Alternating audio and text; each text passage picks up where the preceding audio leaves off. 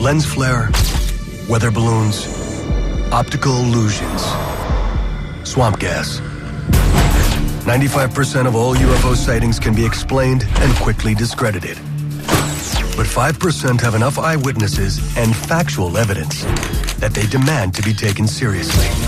Journalist Leslie Kean has been researching these cases for over 10 years, focusing on the most credible evidence and witnesses. I've worked with high-level officials, pilots, generals, and a former U.S. governor to show that there is a physical phenomenon that exists.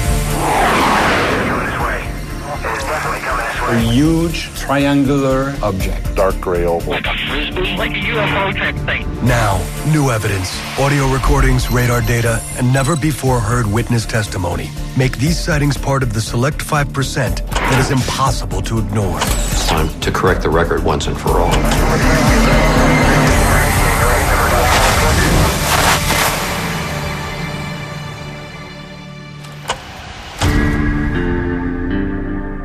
The large majority of UFO reports are made by civilians in isolated cases with one or two corroborating witnesses and can be easily dismissed. Okay, here he comes from the south. He's coming toward us now. That's unreal. But when a sighting occurs over a nuclear-armed American military base at the height of the Cold War and is seen by 60 Air Force personnel for 45 minutes, it demands closer scrutiny. Here we have a senior officer making a report of a UFO directly over the most important base in the whole NATO network, and there's no response to him. I found that absolutely astounding. Now, 30 years later, key witnesses have come forward to tell their remarkable story. The team and witnesses were told to treat the investigation as top secret, and no further discussion would be allowed. This is the extraordinary incident at Rendlesham Forest.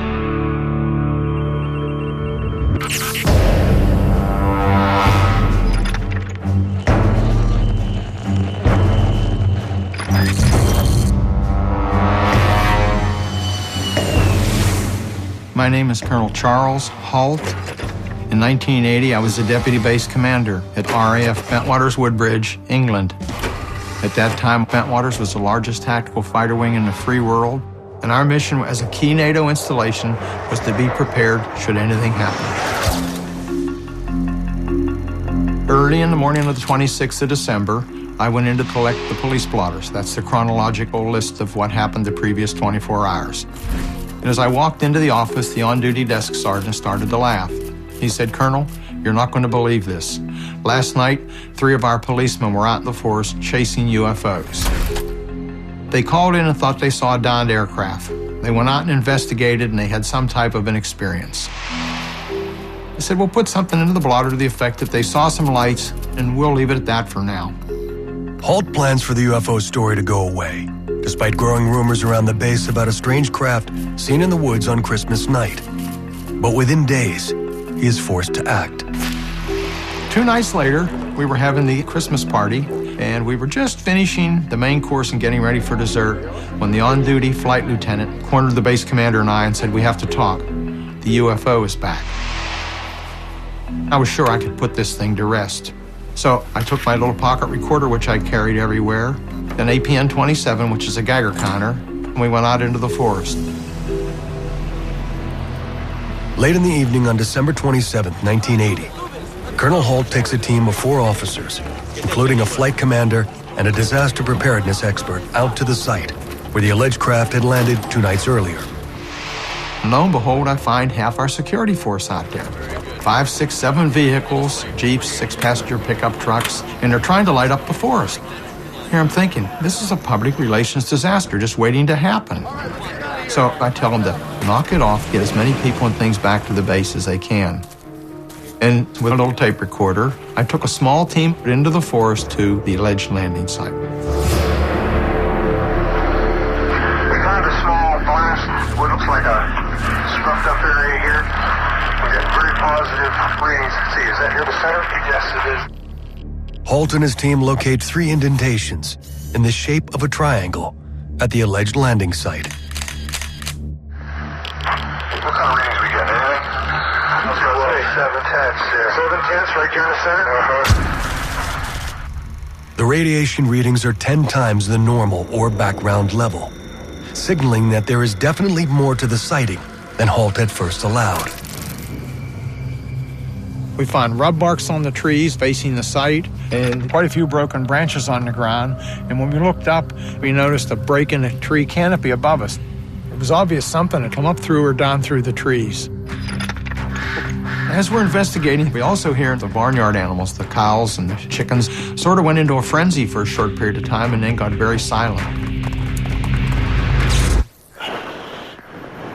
And then somebody suddenly notices a glowing red object on the far side of the forest. And I immediately turned my tape recorder back on. Where? Right at this position here, straight ahead, in between the tree. There it is again. Watch, straight ahead off my flash right there. There it is. Hey, I see it too. What is it? We don't know, sir. Yeah, it's a strange, small red light. Maybe a quarter to half mile, maybe further out. Let's move on to the edge of the clearing so I can get a better look at it. As Halt and his team race to get closer, the details of the object come into focus. It was oval. This was all reddish orange. And there were like pieces of molten metal dripping off it, and they were falling to the ground. It had a black-like center. This was solid black. And this would actually like blink, almost like an eye. It moved horizontally through the trees, about 4 to 6 feet off the ground, zigzagging, bobbing up and down a little bit, as though they were searching for something, and it definitely was under some type of intelligent control. Halt's description matches many other sightings of UFOs. Witnesses often report red orbs that dart and search as if under intelligent control. But for Halt and the other officers, their experience is about to become anything but typical. It appears to be maybe moving a little bit this way. Yes, it's right on has been. It's coming this way. It is definitely coming this way. There is no doubt about it. This is weird. We watched it for probably 2 or 3 minutes, and suddenly it silently exploded into 5 white objects, and everything disappeared. Well, this really puts us all but in shock. I'm thinking, I'm never going to be able to explain this. People will never believe this. This is just too bizarre. Well, somebody in the party looks to the north and said, "Look, what's that?"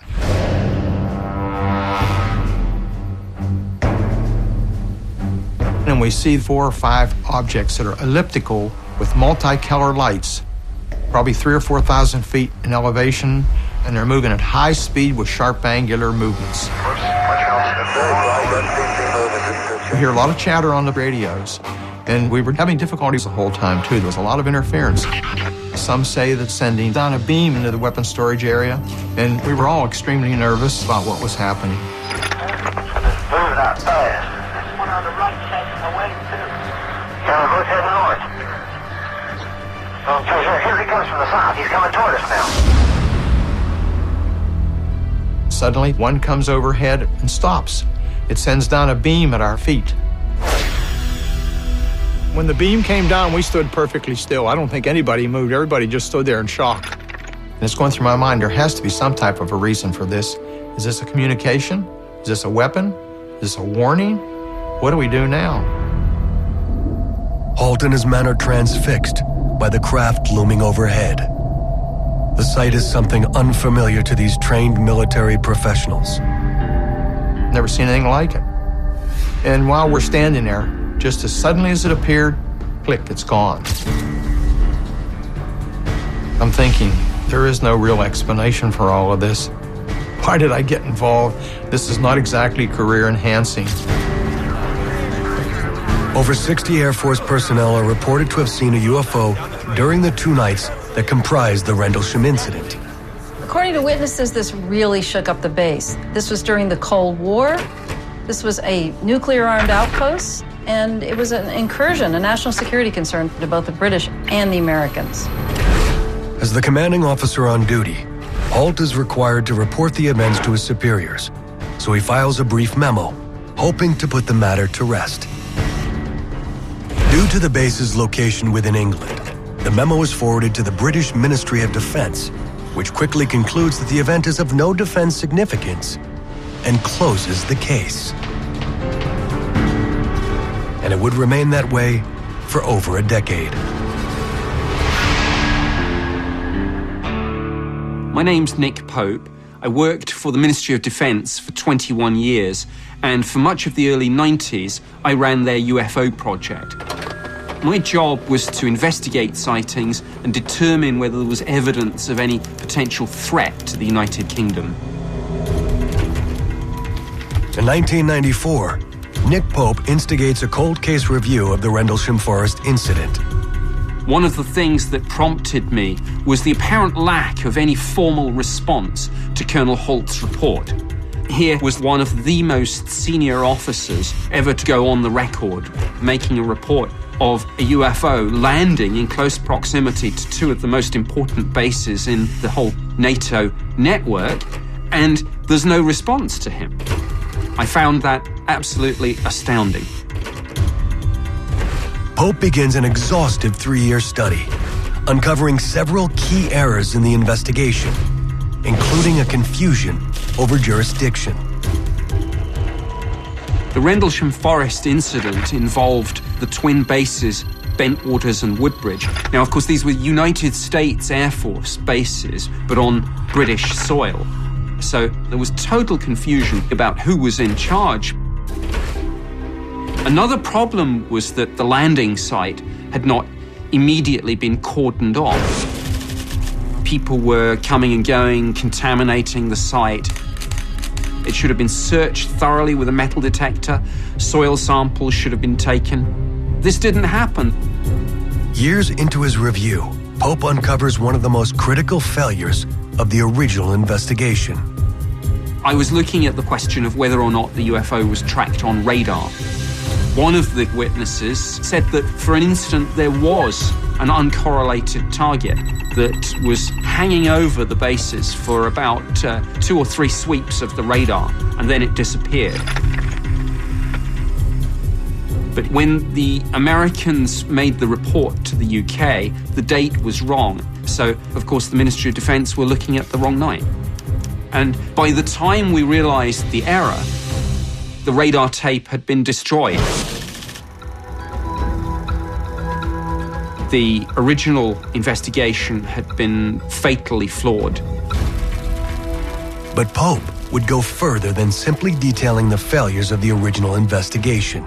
Soon he would encounter an eyewitness who came close enough to touch one of these remarkable craft and produce striking images of a landed UFO unlike any he had seen before. It was very clear to me that we did have solid evidence that an unidentified object or objects was operating over the UK.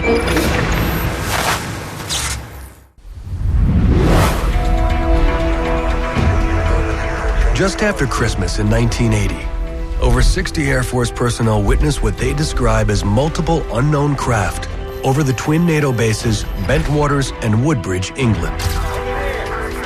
The experience rattles the soldiers, including Deputy Base Commander Colonel Charles Holt. I'm thinking, I'm never going to be able to explain this. People will never believe this. This is just too bizarre. The sighting is never officially explained, leaving the witnesses to question what they believed they saw.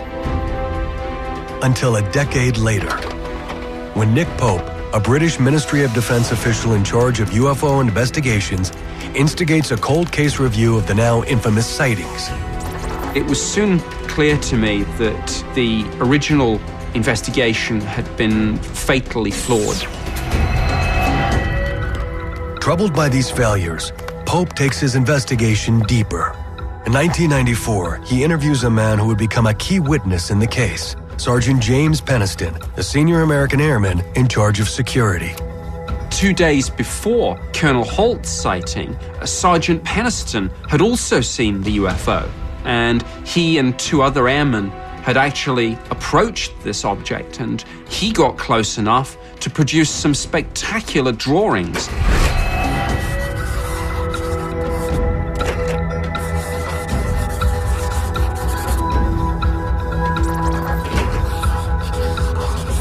Peniston clearly got very close.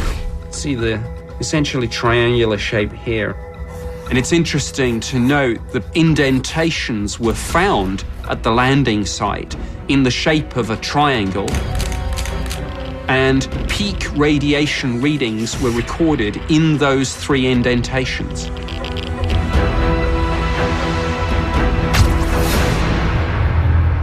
As the 3 of us got closer to the craft, we started experiencing radio difficulties. The air around us was electrically charged, and we could feel it on our clothes, our skin, and our hair. Nothing in my training prepared me for what I was witnessing. Sergeant Peniston observed the craft for nearly 45 minutes. One of the most intriguing pieces of information were strange symbols that he saw on the side, which he said reminded him a bit of Egyptian hieroglyphs. And he sketched this in his police notebook.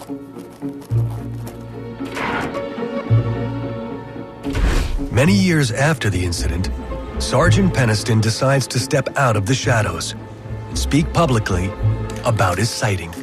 Over 80 Air Force personnel, all trained observers, witnessed the takeoff. The team and witnesses were told to treat the investigation as top secret, and no further discussion would be allowed. I think in looking back at the Rendlesham Forest incident, it was very clear to me that we did have solid evidence of a compelling UFO case, that an unidentified object or objects was operating over the UK. The Rendlesham Forest incident is now considered one of the most conclusive UFO sightings in history, and includes several archetypal characteristics seen in the most credible UFO cases. Triangular and disc-shaped craft that move silently and accelerate instantly to unknown speeds. It stands as a benchmark against which all other UFO cases can be measured. And when you add in all the cases that involve high-level military people, government officials, pilots, cases that have been officially investigated, you have a body of evidence that simply can't be ignored. There's something very, very strange.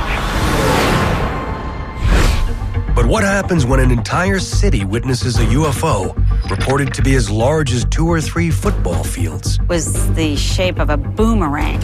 A large black object coming right towards us. Thought I was going to pass out because I was so enthralled in looking at this thing. And I said, that's a mile long. In 1997, thousands in Phoenix, Arizona witnessed an enormous craft. Do these lights belong to visitors from outer space? It was being blasted all over the television, so people were going outside of their houses and looking up in the sky. Now, new evidence is introduced in one of the most enduring UFO cases in history. All hell broke loose, basically, and we had a complete lockdown. Official explanations are dissected. The Air Force stated that flares were dropped around 10 p.m., but witness reports came in over an hour before the flares were dropped. So using that excuse makes a mockery out of what thousands of people said they saw. And a former governor reveals his startling admission. I knew more about the lights over Phoenix than I let on. This is the Phoenix Lights.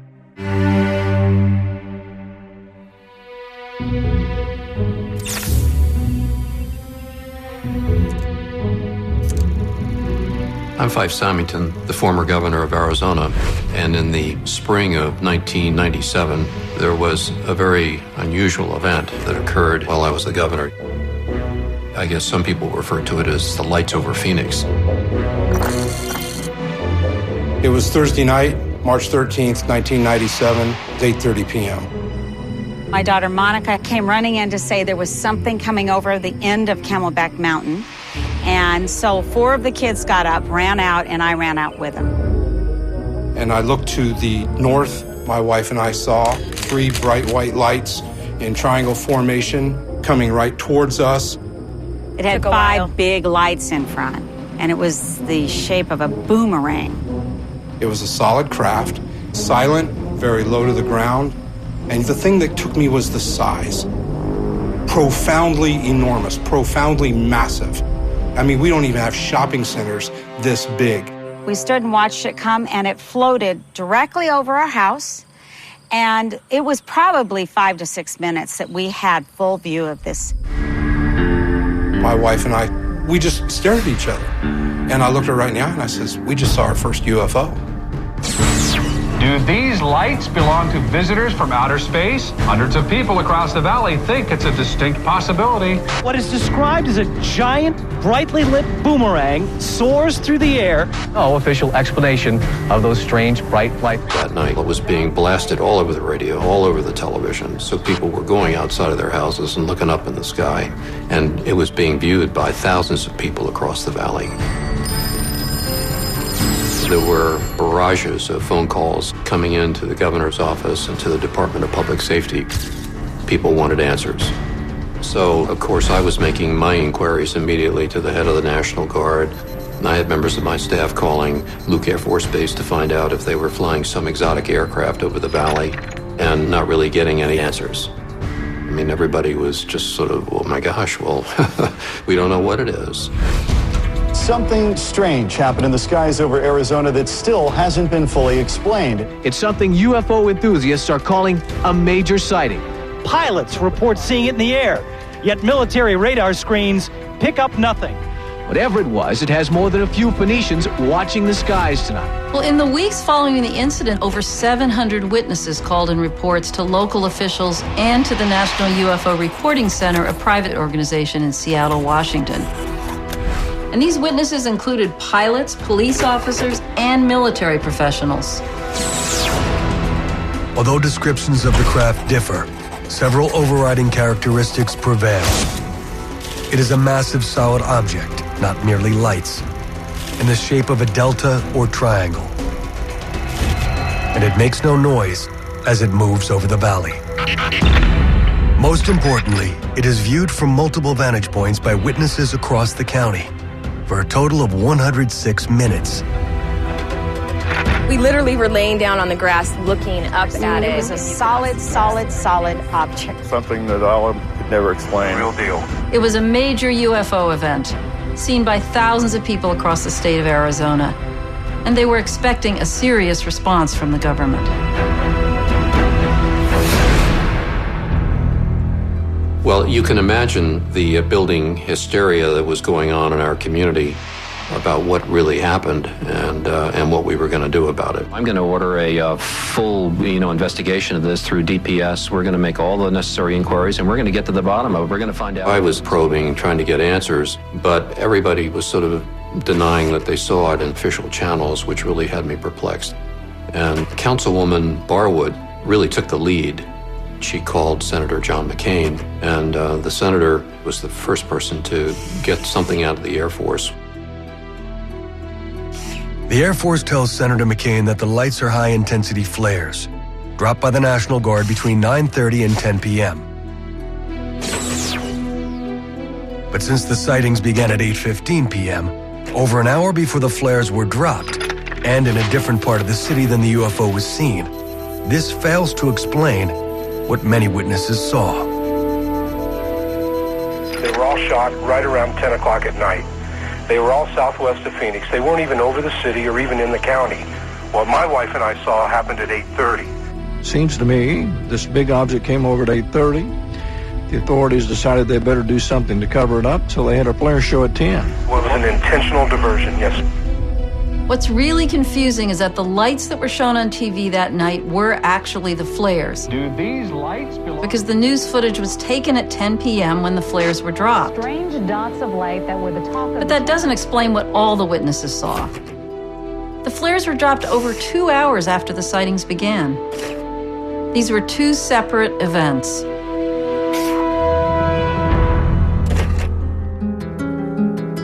Casting further doubt on the Air Force's explanation is this never-before-heard recording of a call made by an airman at Luke Air Force Base to the National UFO Reporting Center early in the morning on March 14th.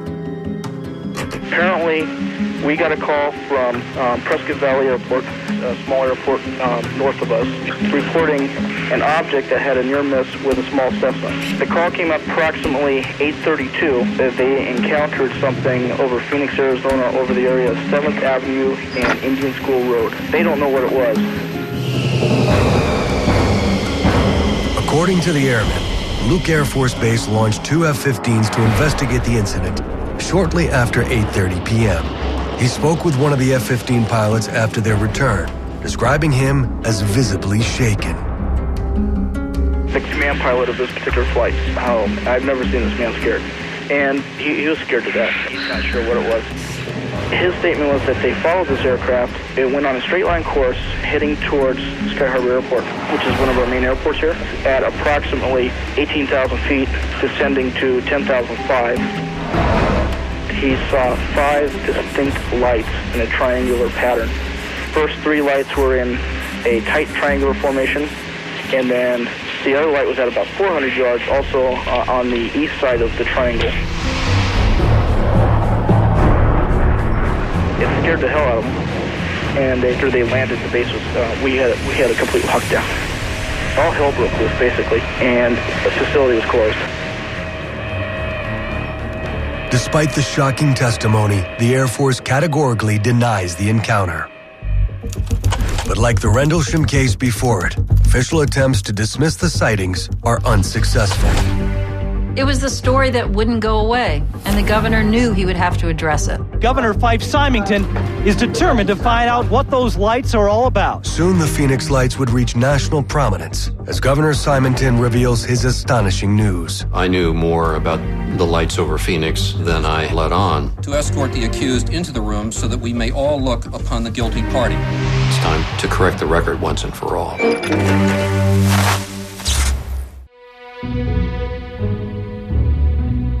But when you serve in public office, you have to be very careful dealing with sensitive, incendiary subjects like UFO sightings. So I'm going to order The fact of the matter is, if you're a public official and you start talking about UFOs, you really get attacked. It's unbelievable. So we start tonight with those strange dots of light. First, the left side. In 1997, thousands witnessed a UFO over Phoenix. Reports described a delta-shaped craft, several football fields in length.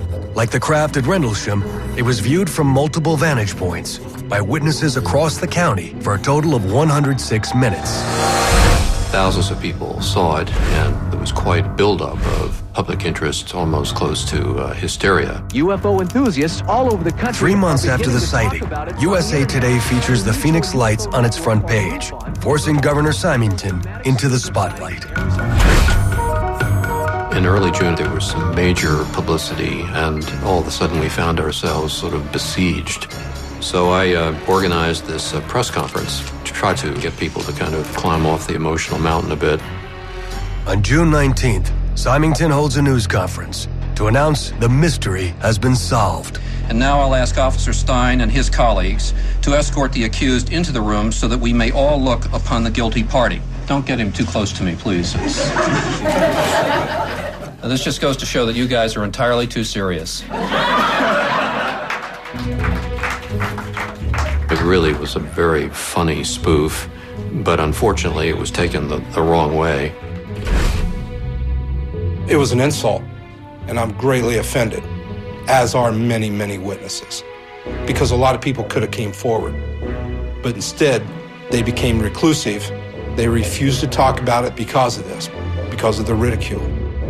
I was angry over it because I know what I saw, and I did not like that kind of attitude. When this thing was over my house for 5 minutes, someone should care. Someone should care. That press conference, it really did upset a lot of people, and I regret that. But what really bothered me was that I knew more about the lights over Phoenix than I let on. And I should have talked more openly about my own experience sooner. On March 13th, I was having dinner with my family. We had the TV on, and I was well aware of the news about the UFO.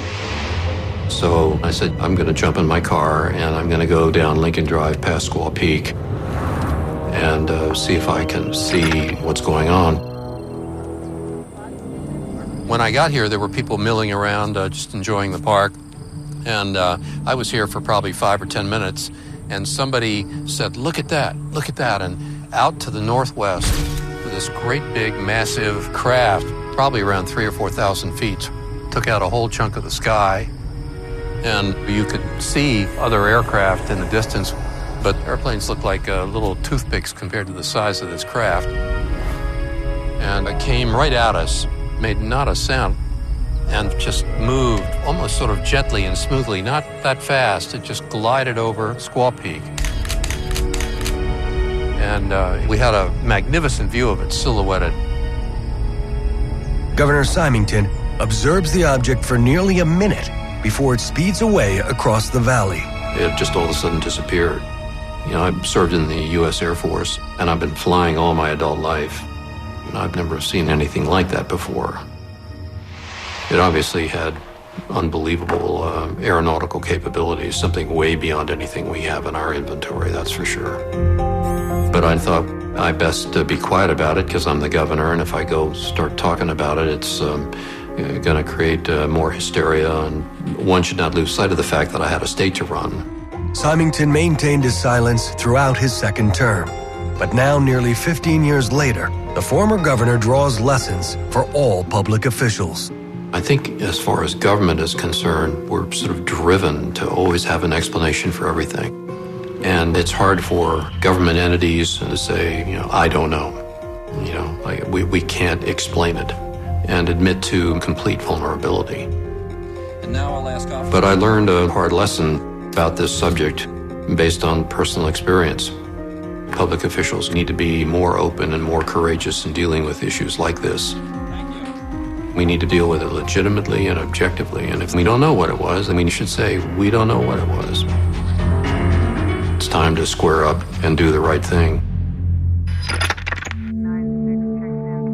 The particulars of what was seen that March 1997 night are still avidly debated, and the Phoenix Lights case remains unsolved.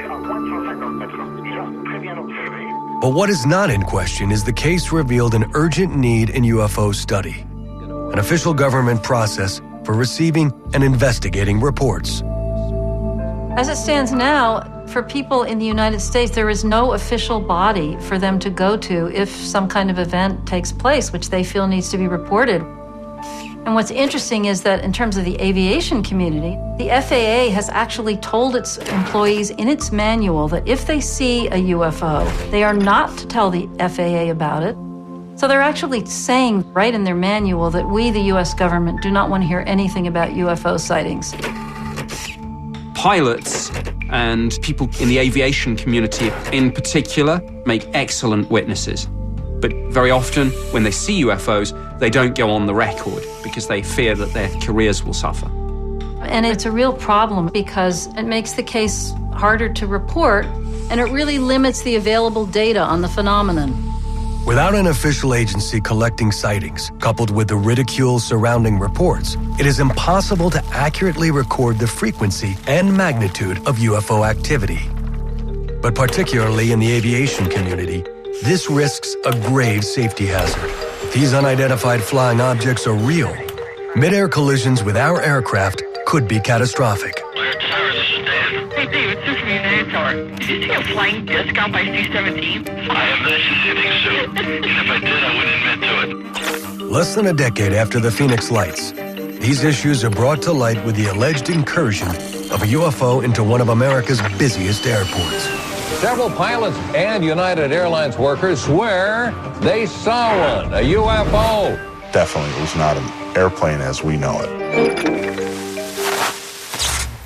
UFO reports have exploded across the internet, making it more difficult than ever to weed out the credible from the questionable. In response, a handful of experts are applying rigorous investigative and scientific standards to evaluate evidence of this phenomenon. One of these is veteran journalist Leslie Kean. I've been looking into the UFO subject for about 10 years, always focused on the hardcore factual information. Radar evidence, the photographic evidence, the physical evidence that have been studied in laboratories, and not on more conspiracy-oriented material that's floating out in the culture and all over the internet. In January of 2007, I was struck by an amazing story that was on the front page of the Chicago Tribune. a number of employees of United Airlines witnessed a disc-shaped object. It looked like a metallic disc hovering over the United Airlines terminal, specifically over gate C-17. And this was at rush hour, a busy afternoon around 4:30. It was seen by a lot of people on the ground. It was seen by pilots, by crew members, by managers, by people that were moving planes around. It was estimated to be about 22 to 88 feet. And they said that it was hovering over gate C-17 for at least 5 minutes. And then the thing suddenly just shot up, directly up through the cloud bank above it and cut a crisp hole through it, very clean, like a cookie cutter.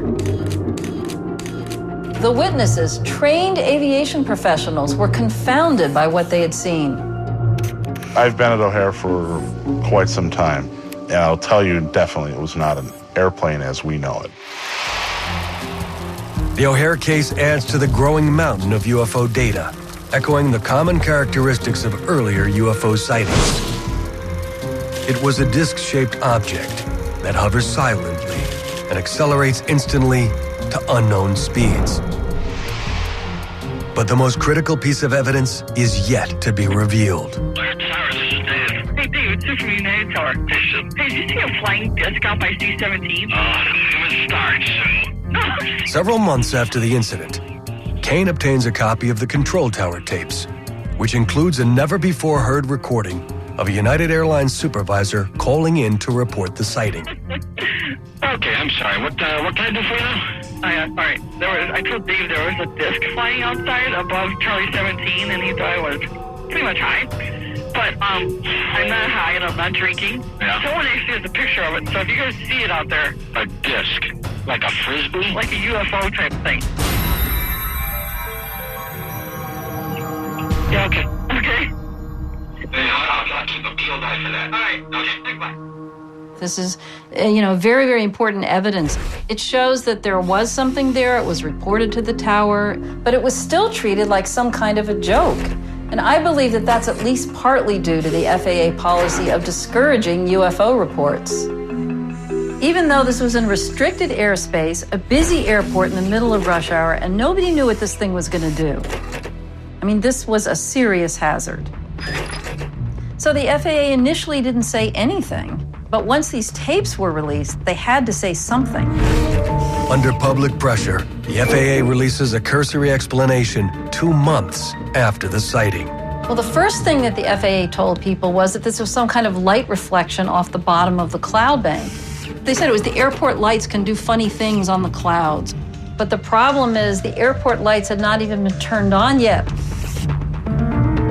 The second explanation that the FAA gave was that it was a weather phenomenon, most likely what is called a hole punch cloud. A hole punch cloud is a natural phenomenon that is caused by ice crystals falling from above a cloud down to a cloud bank below and melting a hole in the cloud.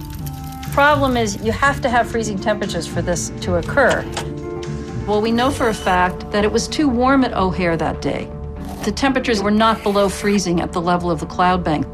So it is an absolute physical impossibility for that event to have been caused by a hole punch cloud. Ultimately, the O'Hare case and the FAA response to it are typical of how the U.S. government handles UFO sightings. First, they avoid having to talk about it at all, but if that becomes impossible, the authorities will just throw out whatever explanation they think might fit, whether it's plausible or not. And it's a real problem. This has happened countless times for decades. It's a standard operating procedure for cases like this.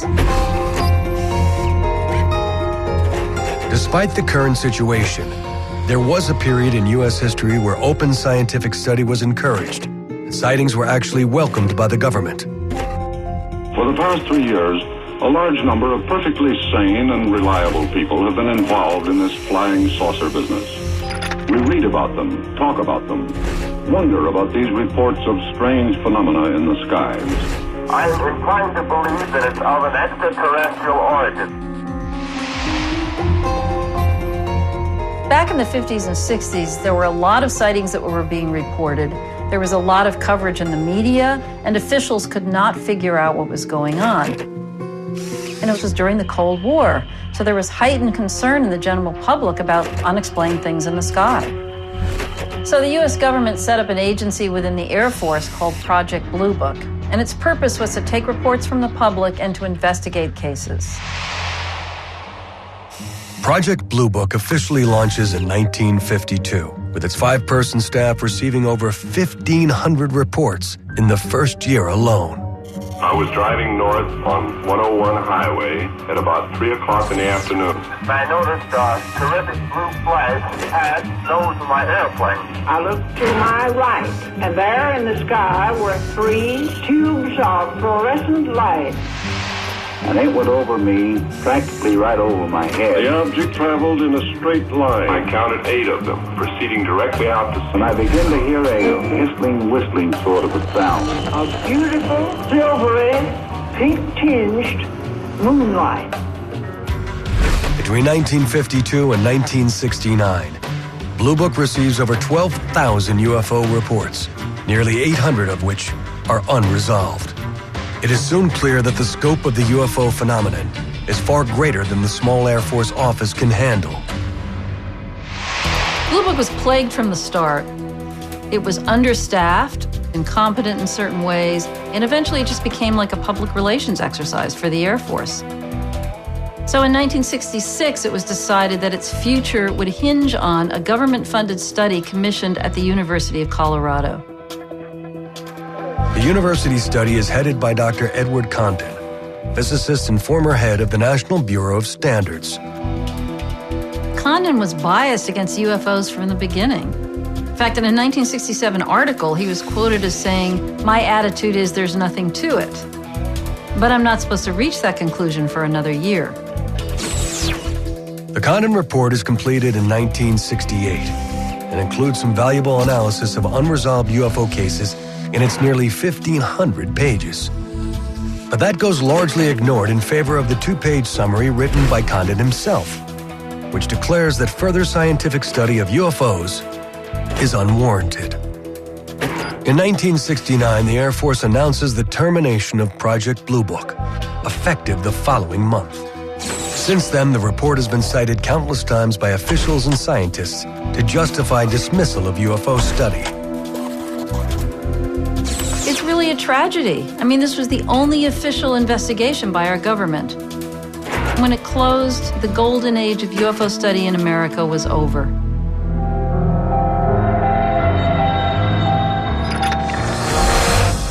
Since 1970, many cases have challenged the assertions behind the close of Blue Book. But a 1986 sighting near Anchorage, Alaska would produce standout evidence that demands to be taken seriously.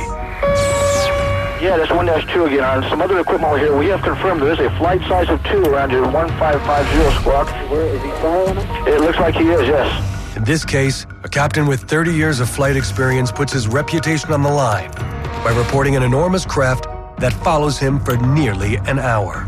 An encounter that would yield the longest recorded data of a UFO to date. Hard evidence that would be brought all the way to the White House. They were all excited about it. So I said, "What do you think it is?" He says, "Well, it's a UFO."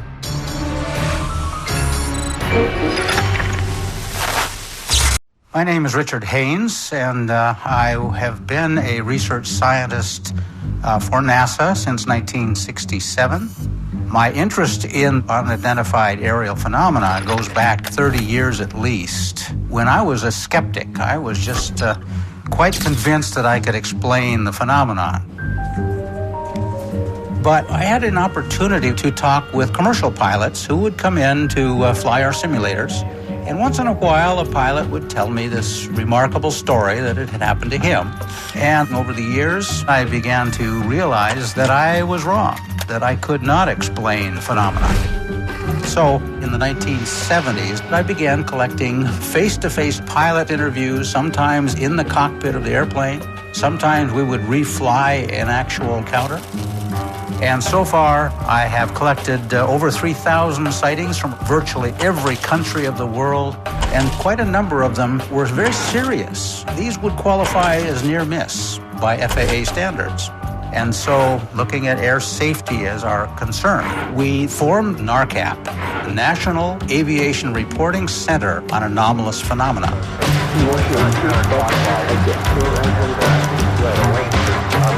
NARCAP is a reporting center for pilots and air traffic controllers who would like to make a report of their sightings in a completely confidential manner.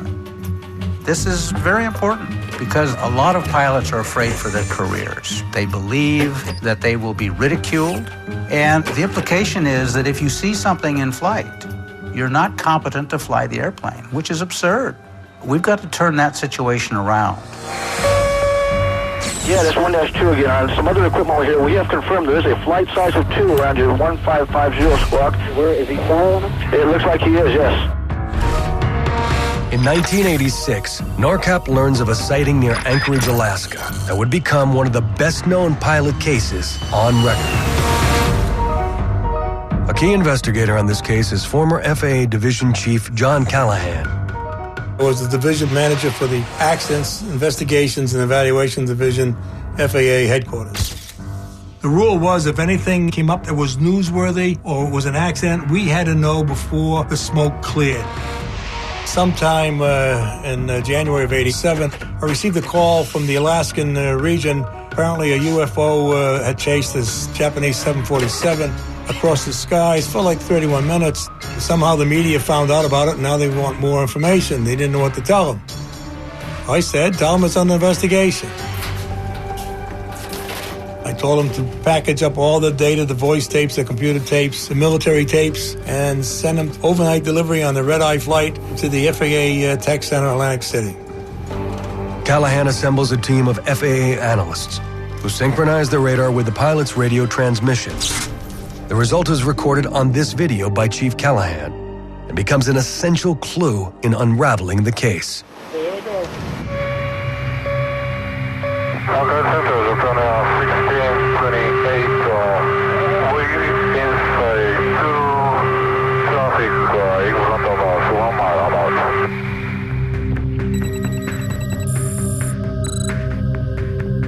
Captain Kenju Teruchi, a senior captain for Japan Airlines, flying a 747 cargo flight from Paris to Tokyo.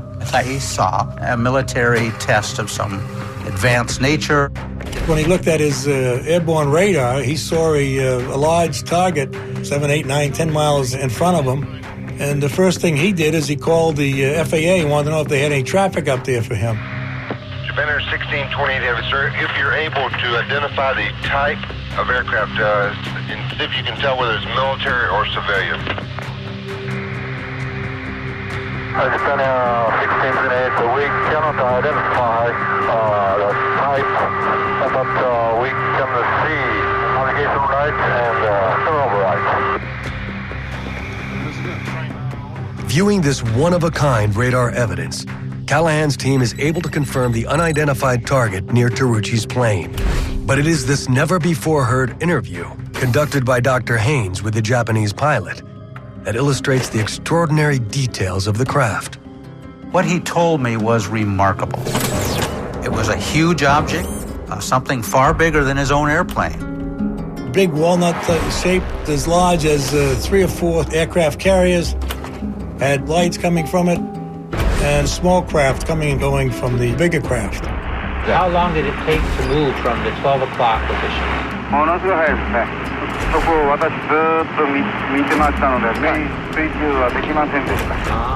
Captain Teruchi made no excuse for being afraid. He said he was fearful. The captain and his first officer were expecting a collision and were bracing themselves. That's how serious this was. The Anchorage controller clearly takes the sighting seriously because his next step is to confirm the unidentified target with nearby Elmendorf Air Force Base. Okay, it looks like I am getting some search primary return. I don't know if it's erroneous or whatever, but... It's not erroneous. I want you to keep a good track on there, and if you can pick up a code, verify that you do not have any aircraft operating in that area. So. That is firm. We do not have anybody up there right now. The military guy sees those targets. The controller working the radar sees these targets. according to the pilot, there's a great big ship out here, and that stays with them for a while. Japan Air 1628 Heavy, sir, I'm going to request you to make a right 360-degree turn and advise me what your traffic does then. As Captain Terrucci was approaching Fairbanks, he received permission to carry out a 360-degree turn. He wanted to try to get away from that object that was on his left-hand side. His supposition was that the object would continue in a straight flight, and he would bank to the right and leave it behind.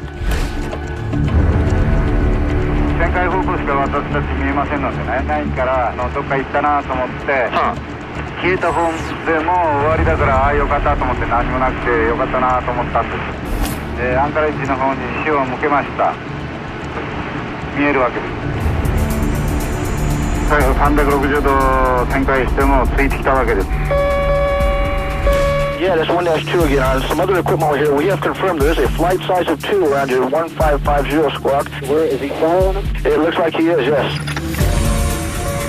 As Terrucci continued the 360-degree turn, the object traveled around the circle with him, which is very interesting because it has to be going faster than that airplane to keep up. So the phenomenon had to be under good control, perhaps intelligent control, to maintain precise station with that airplane. The pilot sees it, his co-pilot sees it. The military base and the Anchorage controller track it on radar. And a United Airlines passenger jet flying nearby also reports unknown traffic in the area.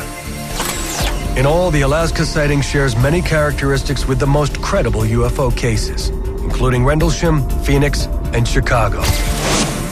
It is a massive disc-shaped object that moves as if under intelligent control and is capable of accelerating instantly to unknown speeds. And most remarkably, the encounter lasts nearly 55 minutes over a span of 350 miles, providing the FAA with significant amounts of data.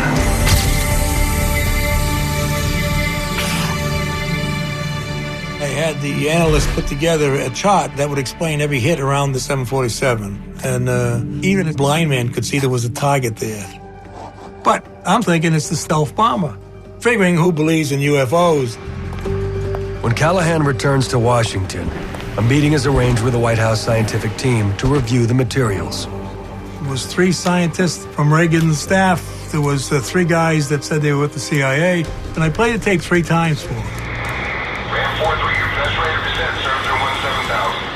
When the video got done, they were all excited about it. They're drooling. They can't wait to get their hands on all this data. This is the first time they ever had more than a few minutes of radar data to go through.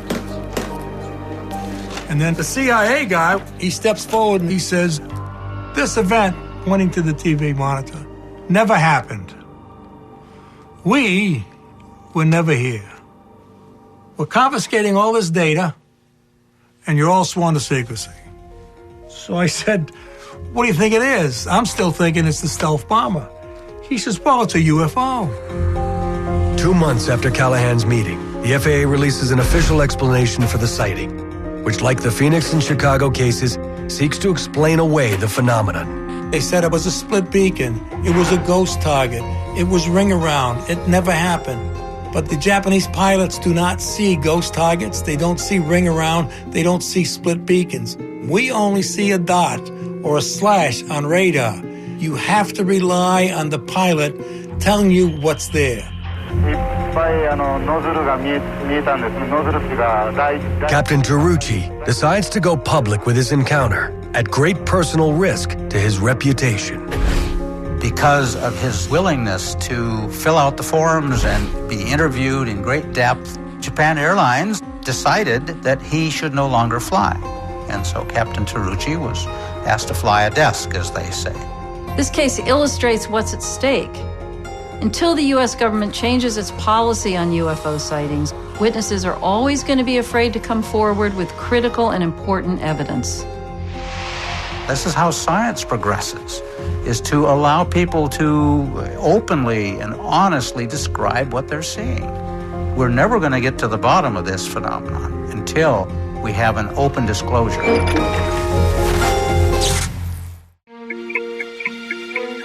These days, if you go on to sites like YouTube, you'll see all sorts of videos of UFOs, and there's a huge amount of fake videos, photos which have been mocked up with various computer programs. I mean, it's almost impossible these days to pick out the signal from amidst the noise. And the only pictures that are really important are the ones that have been so thoroughly analyzed and vetted that we know that they are a genuine unidentified flying object. One of the most viewed UFO videos on the web, with over 17 million YouTube hits, is this clip, claimed to have been shot in 2007 in Haiti. Along with other recent images submitted online, it has UFO watchers buzzing. But with advances in special effects software, it is becoming more and more difficult to distinguish between real and faked images, making experts in the visual effects community a valuable voice on the subject. I'm Doug Trumbull. I make movies that have to do with science fiction, special effects. I worked on 2001: A Space Odyssey, Close Encounters of the Third Kind, Blade Runner, Star Trek: The Motion Picture. And so I do motherships and spaceships and UFOs for a living. We have a situation right now where everybody who has a laptop can make a fake UFO. I can make a fake UFO on my cell phone. I mean, it's just all over the place. My personal belief is that I'm convinced that there is something very real. But I've never seen a photograph that I couldn't duplicate or fake digitally or optically or photographically and make it look just like that. And so I'm my own worst enemy in that respect because I know what's possible. On break from his latest project, Trumbull shares his opinion on the authenticity of the 2007 Haiti video. I think it's really good. I don't buy it as a real UFO or UFOs, but I think it's a pretty well done special effect because they're doing very dynamic camera moves. They're matching the irregular movement of the camera to the movement of the object. They seem to have kind of aircraft-like ballistic trajectories, and it all kind of makes sense, like they're flying in formation. But there are a number of things happening here that kind of give away the illusion to a certain extent. Let me just freeze on this. You know, look at these two palm trees. They're identical. That frond, this frond, that frond, that frond. These are actually a photo composite of one palm tree put in two places. So it's really the same palm tree twice. That doesn't happen in nature. It's absolutely impossible. There's other things that happen, like when this thing goes through the trees, even though this seems to be an extremely bright light, it's not affecting these fronds at all.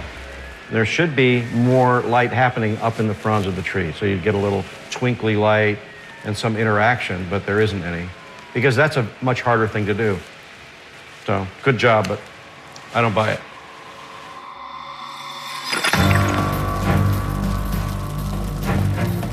While vacationers with video cameras may stumble upon irrefutable proof of UFOs in the future, there are already images of the phenomena that have been scientifically tested and widely accepted. Des personnes affirment avoir vu longuement et à plusieurs reprises The Belgian sightings of the late 1980s and early 90s are some of the most widespread in history, with over 2,000 well-documented and researched reports by pilots, police, and military professionals. I thought this is an intrusion of our airspace. We have to find out because it's an air defense issue. The 18-month epidemic of UFO sightings rattles the Belgian government and brings the scientific community its most conclusive piece of UFO evidence to date. I look at it and said, oh my God, that's too much. My feeling at the time, I must admit, it was a fake. This is the Belgian wave.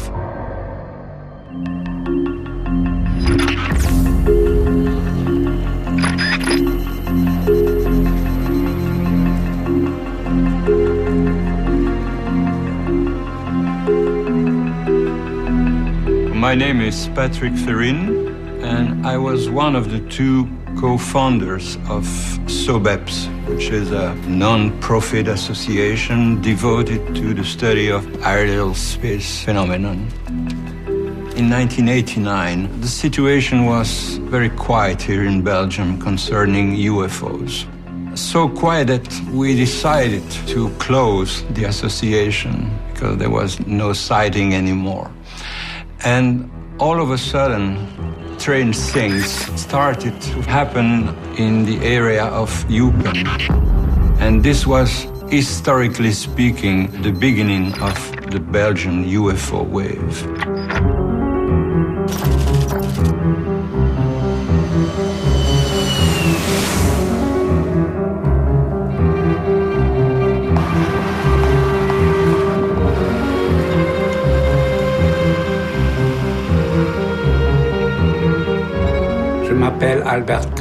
My name is Albert Kreutz.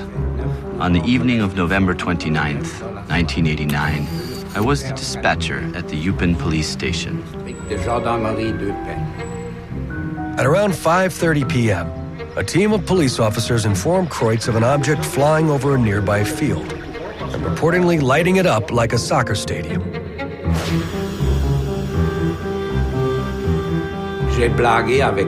I joked with them, since it was the end of November, that it was St. Nicholas coming down. Then they screamed, "Look out your top floor window, and you'll see it."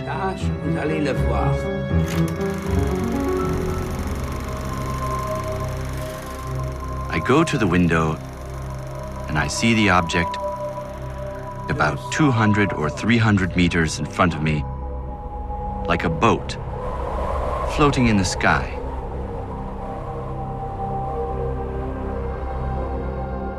It was magnificent to see, and it made me think that we are not alone on this earth, in the universe. I found it beautiful.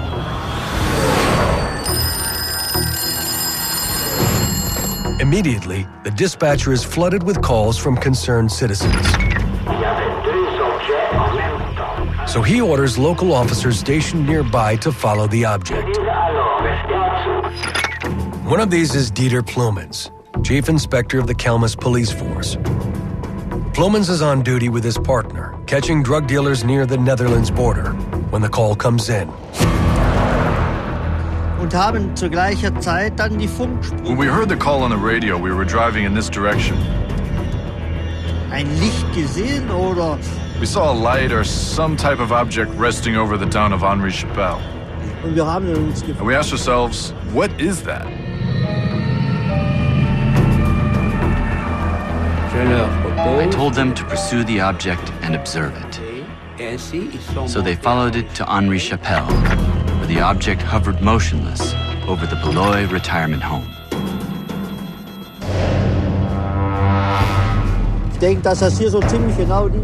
I think this is pretty much the exact spot where we stopped at the time.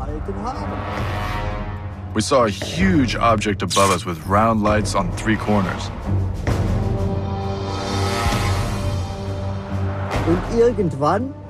And at some point, a much smaller object flew out from behind. And it had a reddish blinking light that blinked in rhythm with the larger light. Plumens and his partner observe the objects for several minutes, and then suddenly the red orb is reeled back into the larger craft.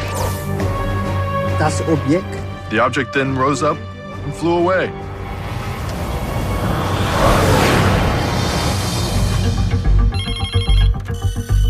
Kreutz and Plumens' accounts are among the many that began to flood in that night. In all, a total of 13 police officers called in reports of an unidentified triangular craft spotted in 8 different locations around Eupen. Over 60 additional civilian reports are made that evening, producing a concentrated mass of sightings that would soon bring international media attention and compel the Belgian government to respond. It was really an historic night because the sighting reports were all so similar. But the big surprise was that this was only the beginning.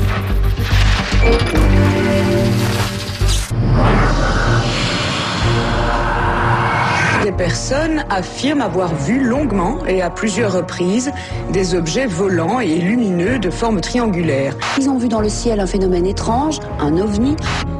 The day after November 29, it was a huge covering in the media. Résultat des interactions entre électrospéciaux. It was on TV, it was in the newspaper, everywhere. And immediately we took our car and we went to Eupen to interview the people who saw it. Mon mari a vu quelque chose de tout à fait incroyable la nuit de lundi. Et il a vu un objet énorme avec d'immenses rayons lumineux qui l'a suivi pendant plusieurs minutes alors qu'il rentrait à la maison.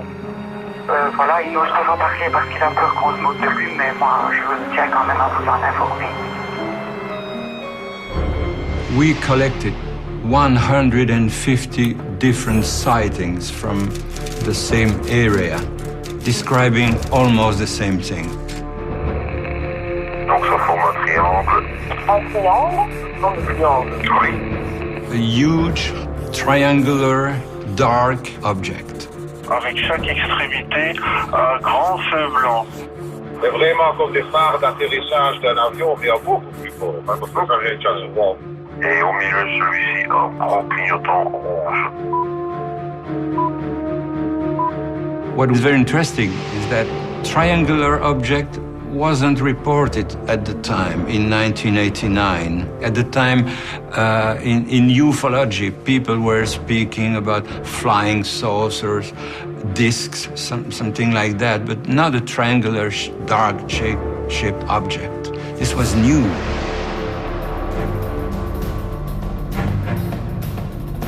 The Belgian sightings of November 29th garner international attention, prompting an immediate response from the government. A point man is assigned to head up the government inquiry. Major General Wilfred de Brouwer, head of operations for the Belgian Air Staff.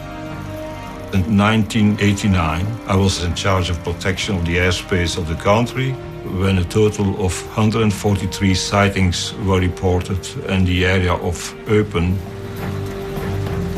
When receiving such report at military level, a lot of officers will reject it because it's not in their terms of reference. It's frustrating. It's frustrating having to declare that you don't know what is going on. So when it came to my office, I wanted to react in the same way. But I thought this is an intrusion of our airspace. We are the country hosting NATO. We have to find out because it's an air defense issue. De Brouwer's first action is to contact the U.S. Embassy to find out if any stealth flights had taken place in the area without warning them. No, they came back very quickly and confirmed formally that no such flights had taken place over Belgium. So that wiped out that theory. But the sightings continue, including many cases where several people were involved in a single sighting. Police officers, military and government personnel, and an Air Force weather forecaster. Highly credible witnesses, all of them convinced that they saw something exceptional. One of the cases that most intrigues de Brouwer occurs just 2 weeks after the initial sightings, when several witnesses report a triangular-shaped craft near the rural town of Ernage. De Brouwer is particularly struck by the account of Colonel André Amand, a civil engineer who is also director of infrastructure for the Belgian Army. I was driving from my house, my wife by my side, to go pick up my son at the Gembloux train station. I noticed 3 yellow panels moving parallel with me beside the road. Under them was a pulsating red light. I did not understand what it was. My wife said it's probably just a plane. But I wanted to see it, so I slowed down. And the object stayed with my car. So I accelerated and slowed down 2 or 3 more times. And every time the UFO would catch up with me. Then the UFO traveled behind the Sarnège woods. So I turned left and stopped on a small hill in front of a farm.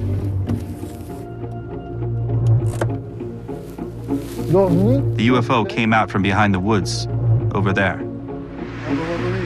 I saw a huge, bright white beacon come over until it was about 100 meters in front of us. You could hear traffic on the highway and a train going by about 1 kilometer away. But at no point could you hear any noise coming from this object only 100 meters in front of us.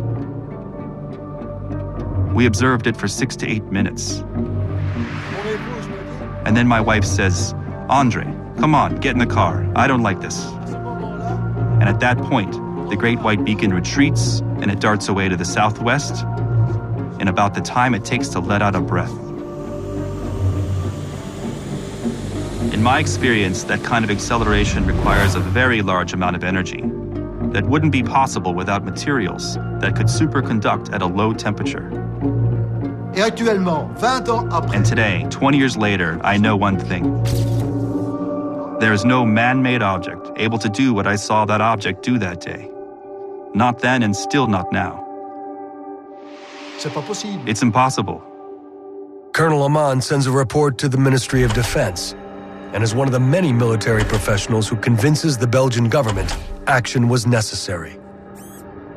We decided to set up a procedure to launch, in the future, aircraft to try to identify these sightings, but on conditions. First of all, witnesses would report to the police. They would confirm the sighting, and then they would call a radar station which had the authority to scramble F-16s.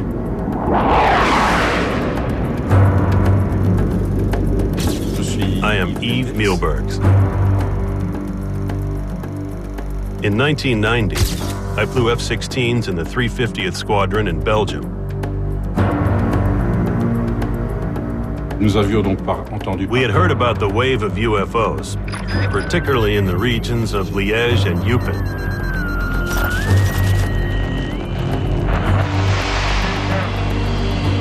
On the evening of March 30th, 1990, Mielberg's unit is informed of a string of UFO sightings around the town of Louvain.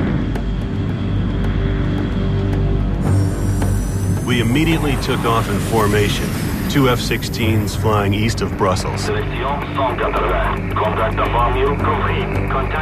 Our goal was to intercept or come as close as possible to the objects and try to identify it as best we could.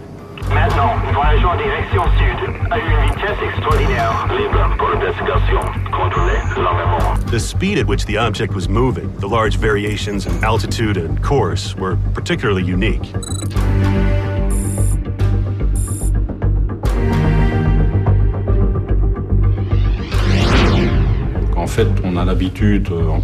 In air combat, we're used to seeing objects move very quickly. But in this case, the object's variations were unforeseen, which proved that we were dealing with an object very different from an aircraft.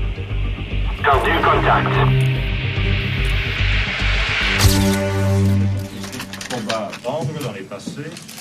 Voilà, ici vous voyez le vecteur de l'objectif 300 degrés, vitesse 999.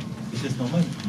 Bon, la vitesse d'un avion normal à cette altitude est l'ordre de 350-400 nœuds. Ça, c'est dans les... Under pressure from a hungry press and public, de Brouwer holds a press conference to discuss Mielberg's flight. Voilà, ça c'est une vitesse de 1010 nœuds. Donc ça c'est la vitesse maximale qu'on a enregistrée. The F-16s registered objects that were flying at a normal speed, but suddenly turning and accelerating to speeds which were much higher than the speed of sound. Now, this cannot be done by any conventional aircraft. Donc, les accélérations ont passé de 150 à 500 nœuds dans une fraction de seconde. Unfortunately, only one of the F-16 radar tapes provided sufficient information to analyze, which meant that we couldn't compare the tapes to exclude electromagnetic interference, which is a reflection of an object, sometimes on the ground, that can go through the atmosphere and bounce back to the F-16 radar. 100% sûr que vraiment il y avait quelque chose. Ça c'est clair. Due to the failure of the secondary radar recording, government officials cannot verify the pilot's account. But Mielbergs remains convinced. Personally, I believe there was an object at that location that day. We had ground witnesses, radar stations, and airplanes. 3 different sources watching the same object at the same time in the same place. There was something in the air that night.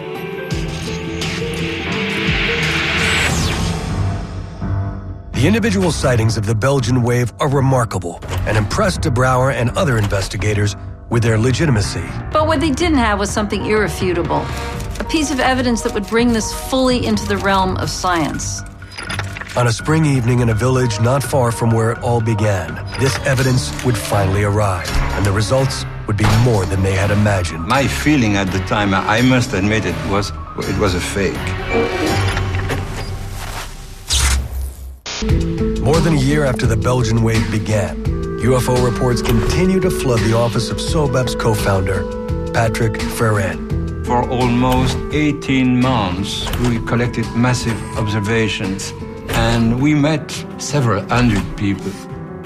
We collected something like 60 photographs of unidentified flying things, and almost the same amount of video film.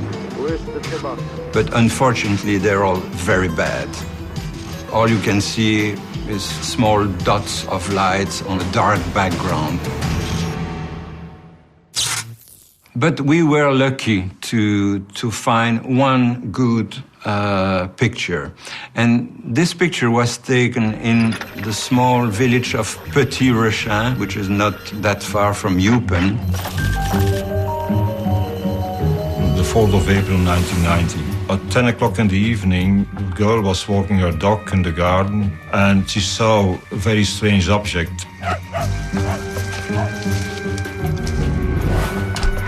She came back in and told her boyfriend, "We have something strange here, can you come and have a look?" And he went out and he took his camera. He only had 2 pictures left, so he leaned against the wall, didn't move at all, and set an exposure time of about 1 to 2 seconds. He took 2 pictures, and when he got his film developed, he saw that one of the 2 pictures was blank. There was nothing on it, so he threw it away. But the second one was interesting. He saw 3 lights and something reddish right in the middle, but that was all.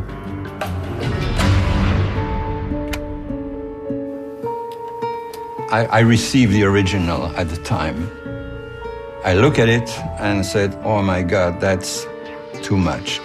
My feeling at the time, I must admit, it was a fake. So I built a small model and I tried to reproduce what was on the slides. And I immediately understood that it was not a model. So we decided to see someone who was an expert in digital analysis, someone who had the right tools to detect and to prove it was a fake or not. The slide is put under an intensive year-long study by Professor Mark Asherwa, a nuclear physicist at the Royal Military Academy in Brussels. Professor Asherwa's analysis of the blue component of the slide showed that one side of the triangular object is perfectly in focus, but 2 other sides are blurred. This proves that there is an independent movement of the object. It was not a fake. The slide is further analyzed by scientists around the world, including Professor André Marion, a nuclear physicist at the University of Paris-Sud. Professor Marion discovered that there was a magnetic field around that object because he observed a pattern like iron filings behave in a magnetic field. Professor Marion's findings trigger speculation that the craft may have moved using a magnetoplasma dynamic propulsion system, an electrically powered engine that uses a magnetic field to generate thrust. Such a system could also account for the lack of wind and noise reported by witnesses. In the history of UFO study, the Petit Rechin photograph stands out as one of the most convincing pieces of evidence of a sighting to date. Not only does it reinforce thousands of reports from across Belgium, but it reveals many shared attributes of the most credible UFO cases. It is a triangular craft that moves silently and accelerates instantly to unknown speeds. And what's interesting about the Belgian sightings is that we in the UK had a very similar wave of sightings 3 years afterwards. Many of the witnesses talk about a large triangular-shaped UFO with 3 lights on the underside of the craft and a larger, slightly dimmer light in the center. So it's clear that in both cases, governments are looking at this and are coming to the conclusion that we are dealing with a real phenomenon. The Belgian wave is remarkable not just for the sheer number of sightings, over 2,000, but for how well they were reported and officially investigated.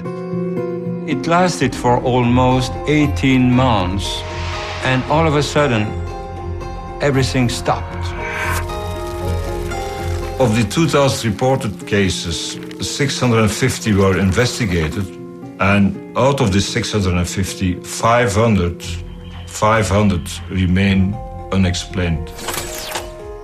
The question remains open, what is it? And I don't know the answer, that's for sure. I can only say what it was not. It was no aircraft, no helicopter, no blimp, no Zeppelin, no ULM, no RPG, you just name it. The Belgian wave remains a mystery. And even now, 20 years later, witnesses are left with more questions than answers. I'm frustrated because after 20 years, no one has a valid explanation. Indeed, there were 2 objects in the sky. We have no other explanation. I had never seen such a flying object before that day or since then. And to this day, I still don't know what it was. Is it something extraterrestrial? Could be. I can only say what I saw.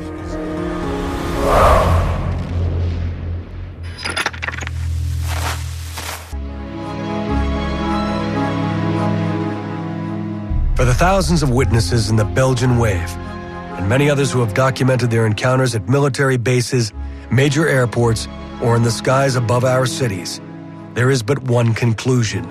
There is something out there, and we need to take it seriously. The difficulty, of course, of studying UFOs, if in fact they are manifestations of some advanced civilization, is that we are more or less in the same position of, let's say, laboratory mice attempting to understand the civilization of biology technicians in the laboratory. It is just beyond our imagination. And Arthur C. Clarke said that sufficiently advanced technology is indistinguishable from magic. History is filled with accounts of new phenomena, poorly understood phenomena, that have been ridiculed, made fun of. Why? Because science hasn't had a chance to look into it, or won't look into it for various reasons. We've got to turn that situation around. We have this propensity in our culture to ridicule UFO sightings. It's a problem, and we need to be more mature about it in this country. You know, it's not all aircraft lights and weather balloons and hoaxes. There is a genuine phenomenon here, something that the scientific community should want to look at. It should want to engage on this. I mean, potentially, it has incredible things to teach us. We have to keep in mind that our civilization is only about 40,000 years old, which is a blink in the lifetime of our galaxy.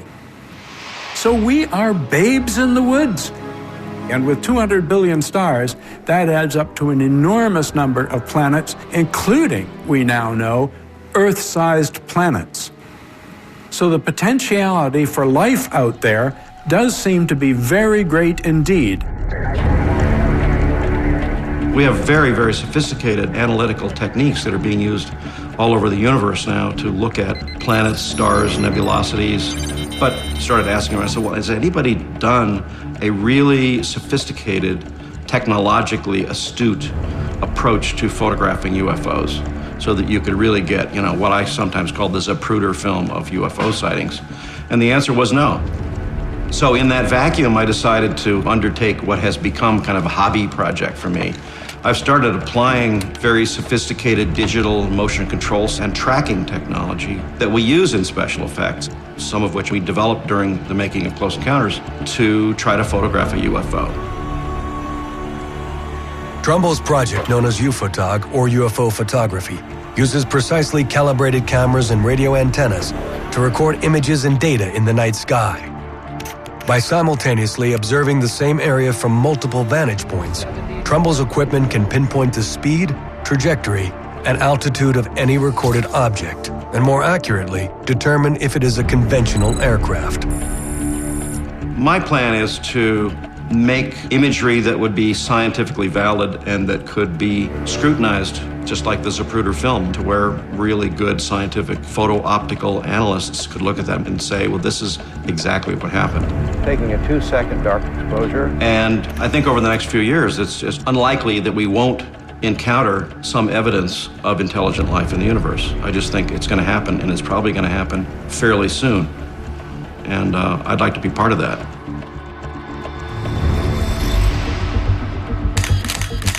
It's really an exciting time to be involved with UFO research. And there seems to be greater chances that we're going to capture even more solid data. But we also have to be extremely careful to hold it to the absolute highest standards. There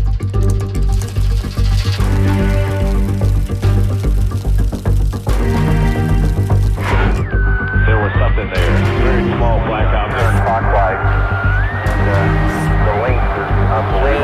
We do not have anybody up there right now. I was driving north on 101. In these, the most credible UFO cases of our generation, we have heard first-hand accounts that defy dismissal. A NATO-based commander, an FAA division chief, decorated pilots, police officers, a former governor. All have put their reputations on the line to deliver testimony that they at first were unwilling to accept. Together with the evidence collected, from radar data to photographs to never-before-heard audio recordings, these sightings present a case that cannot be ignored. It's the accumulation of overwhelming evidence from pilots, generals, government officials that prove, in my opinion, that we have an actual physical phenomenon that has not been explained. It's time to embrace this information and the new reports much more openly.